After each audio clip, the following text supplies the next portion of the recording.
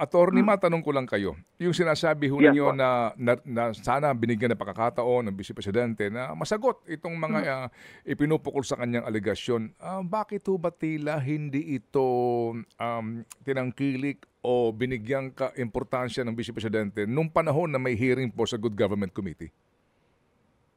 Iba yun. Iba kasi yung mga, iba din yun ang mga charges kasi doon. Tapos dito, kung anong nasulat dito, iba, may differences din po. No? And I think dapat dito, itong mga, kung nabasa mo po yung bagong impeachment complaint, there are several matters there Yes, which sir. were not even discussed. Opo. In the Good Government hearing in Committee. Congress. Opo. Yes, sir. We Yes, understand. po. Kasi nga po, ibang nga yung mahaba-haba yung articles of impeachment kasi may mga high crimes yung binabanggit doon. But yung nga lang po, no? Kasi nga, these are all water under the bridge kasi nabuo na yung articles of impeachment at yung nga pong inyong ngayong kine-question. Pero yun lang pagkakataon na yun, yung sagutin niya yung mga ipinupukol sa kanya tungkol doon sa confidential fund, itong mga individual na sinasabing binigyan daw po ng halagang ito. Alam niyo ho yun? Yun lang po pagkakataon na yun. Sa iba po, no, para nanghihinayang din kami na hindi namin napakinggan direktamente yung sagot dito ng Vice Presidente. Well, the Vice President has her own reasons as to why she did not do it.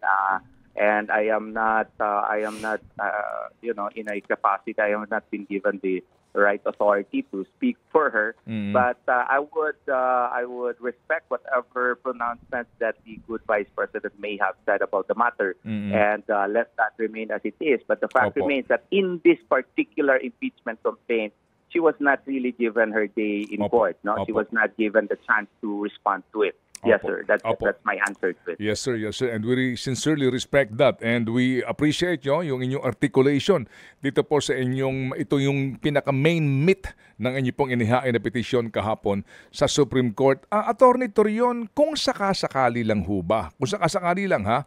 Na magsimula itong trial, no? Gaya po ng pag-uudyok ni Senador Pimentel kay SP Escudero na simulan na kaagad ito. Kapag nagsimula ba ang trial, inaasahan ba namin na isa kayo sa mga magiging mahusay na abogado ni VP Sara sa impeachment trial? That is a matter that can be decided only by the good Vice President. No, I am not in the capacity to answer that.